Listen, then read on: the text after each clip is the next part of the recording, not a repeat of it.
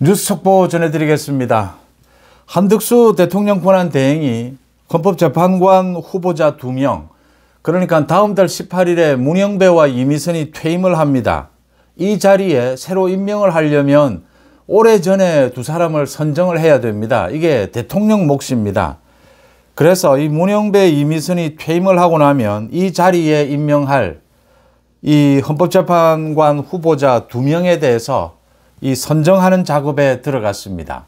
때 맞춰서 국민의힘의 권성동입니다. 국민의힘 권성동 원내대표가 지금 한덕수와 최상목에 대해서 이 탄핵을 발의하겠다, 탄핵하겠다라는 민주당 이 탄핵안을 발의하게 되면 곧바로 정부와 협의해서 이 문영배, 이미선 후임자를 선정하겠다, 임명을 하겠다라고 밝혔습니다.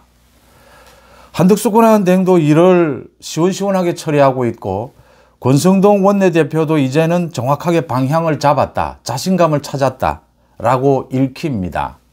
잘하고 있는 것이다. 그러니까 지금 헌법재판소는 현재 이 윤석열 대통령에 대해서 탄핵 선고를 할 수 없습니다.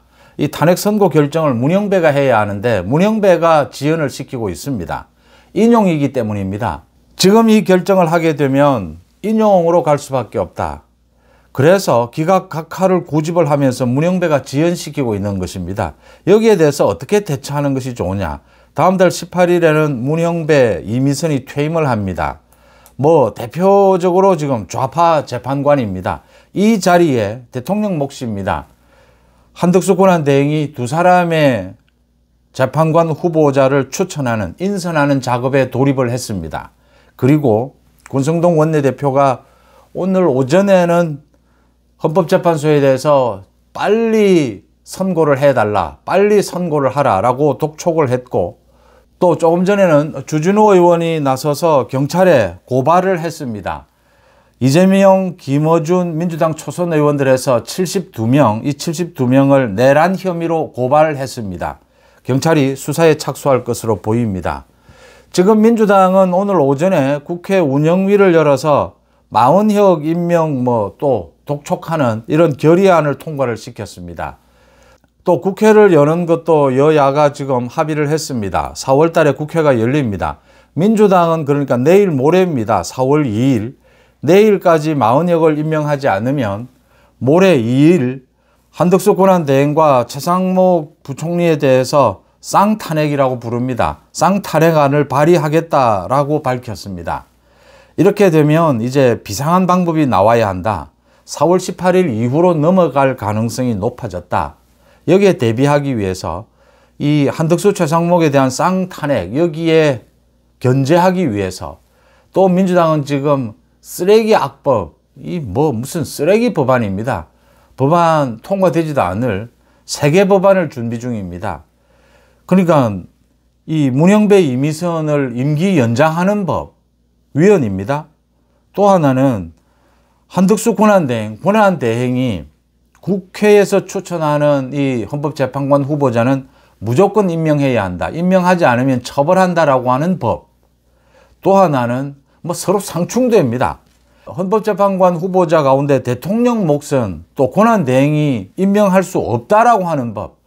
임명을 만약 하면 처벌하겠다. 이런 식의 쓰레기 법안을 3개를 지금 또 발의를 하고 추진 중입니다. 법사위에 오늘 제출까지 했습니다. 여기에 대응하는 방안으로 다음 달 18일 문영배와 이미선이 퇴임하고 나면 이제 헌법재판관들이 6명이 남습니다. 이걸 어떻게 할 것이냐. 그러면 지금부터, 사실은 한 달여 전부터 준비를 했었어야 합니다. 그런데 지금 탄핵이 진행이 되고 있고, 탄핵 심리가, 그래서 어수선해서 탄핵도 됐고, 한덕수, 최상목 모두 이 대통령 몫의 재판관 후보자 지명을 미뤄왔습니다. 그런데 지금은 이제 인선 작업에 들어갔다.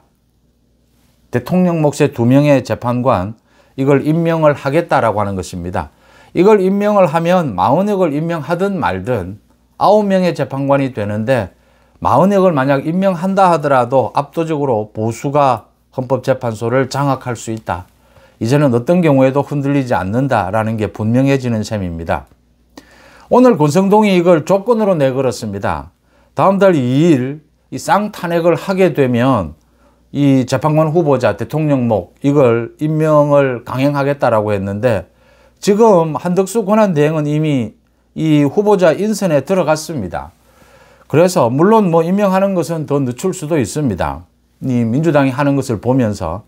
그런데 한덕수와 권성동이 오늘 협의를 한 것으로 읽힙니다. 2명의 재판관을 임명하는 것이 맞습니다. 뭐 6명의 재판관으로도 심리를 할 수 있고 선고를 할 수 있지 않느냐. 또 논란이 일 수 있습니다. 그러니까 아예 문영배, 이미선, 후임 두 사람을 임명을 해서 마은혁이 뭐 자진 사퇴하지 않으면 저 마은혁 부분은 계속 논란이 될 겁니다. 이렇게 임명을 해서 헌법재판소를 완전히 제대로 된 합리적인 재판관들로 채우는 것이 맞다. 지금 대법관들도 3분의 2 이상이 보수적이고 합리적인 이 대법관들로 채워져 있습니다. 또 조희대 대법원장이 있습니다. 헌법재판소도 이제 합리적인 재판관들로 모두 다시 구성할 필요가 있다. 이재명이 민주당이 쫓기고 있습니다. 이재명 민주당 뭐 계속해서 이렇게 총탄핵을 하겠다.